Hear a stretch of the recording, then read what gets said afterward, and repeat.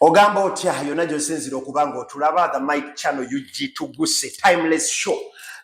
Njala kubanga nkugamba nti subscribing ku YouTube channel yaffe the mic channel UG, genda ku TikTok tekamu the mic channel UG, sharing eri mikwano gyo gyonna gyonna ogigambe show yino eyogera ku bya Mukama, eyogera ku church basumba n'ebintu ebifaanana bwebityo. Twagala ku amplifying eddoboozi lyaffe lituuke wala abasumba, ebintu eby'omwoyo, ebintu bya Mukama n'ebintu bya Kristo. Kale show bagiyita the timeless show.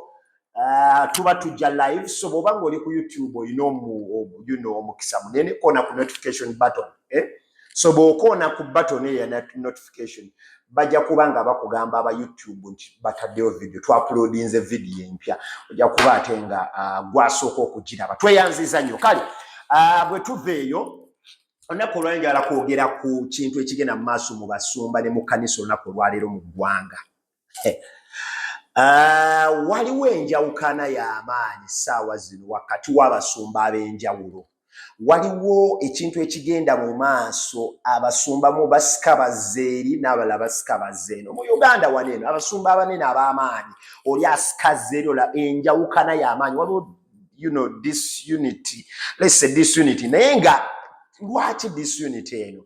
Waliwo ekiwandiiko ekyavuddeyo ekya Kiryowa Kiwanuka, ye Attorney General wa Uganda, ng'agamba nti we tuyimiridde olunaku olwaleero abalokole tebali mu NGO. NGO is non-government organization. Buli ayina ekibiina kyonna kyonna eky'okuyamba abantu ekitakola magoba n'ebintu ebifaanana bwe bityo, ng'oyagala kibeera official, ogenda n'okiwandiisa mu NGOs. That organization. Okitegeera. So kati amakanisa gabadde gawandiikibwa mu NGOs. Okitegeera. So kati Kiryowa Kiwanuka avuddeyo n'agamba essaawa zino abantu oba abalokole oba abasumba tebateekeddwa kubeera mu NGO. Naye n'agamba katulinde pulezidenti w'eggwanga, manyi kiggwera eri waggulu, kiggwera eri ow'omukulu. Omukulu bw'atakisitampinga ekikola. So ekyo ekiwandiiko bwe kyatuuse mu matu oba bwe bakiwadde Pastor Robert Kayanja, yavuddeyo n'akuba enduulu n'ayita abasumba n'agamba bannange kino kye tutuuseeko tekibangawo mu Uganda, tulina okutendereza Katonda ne tukuba n'enduulu ey'amaanyi. Batuwadde eddembe ly'okusinza. So kati wano olutalo we luli wakati w'abasumba abamu abanene mu kibuga. Olutalo lw'amaanyi nnyo. So olutalo luli luddawa. Abamu bawakanya Pastor Kayanja nti President Museveni si yatuwadde eddembe ly'okusinza, ye weribanga baali tuwadda, bwe lwaki ojaguza olunaku olwaleero. Era abasumbamu bagamba Pastor Kayanja alina okwamplifying eddoboozi ng'atendereza President Museveni, abalokole basobole okumuwa akalulu, kuba tugenda mu kalulu. Everybody knows that. Tugenda mu kalulu 2026. So kati nti alina okupika ennyo ekintu, bannange batuwadde eddembe ly'okusinza, batuwadde eddembe ly'okutendereza, abalokole bonna basobole okuyira President Museveni obululu. Of which I don't know how true that is. I don't know.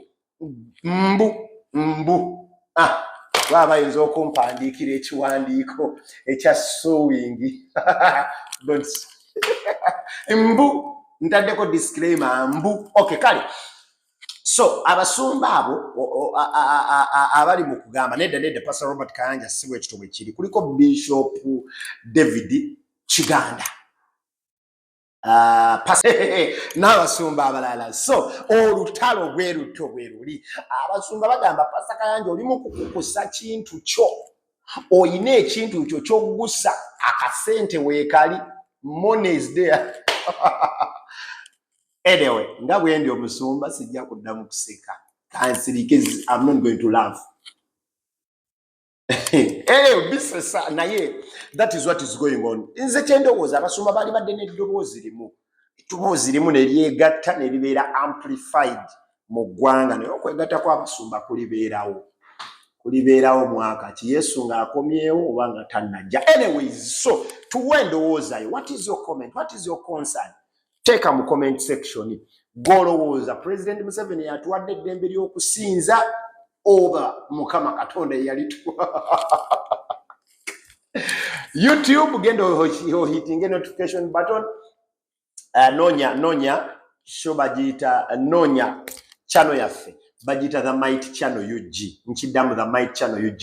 Gena ne ku TikTok nonya the Might Channel UG. Followinga, subscribinga, sharingira abantu obona bonna obagambe timeless show ebeera ku the Might Channel UG.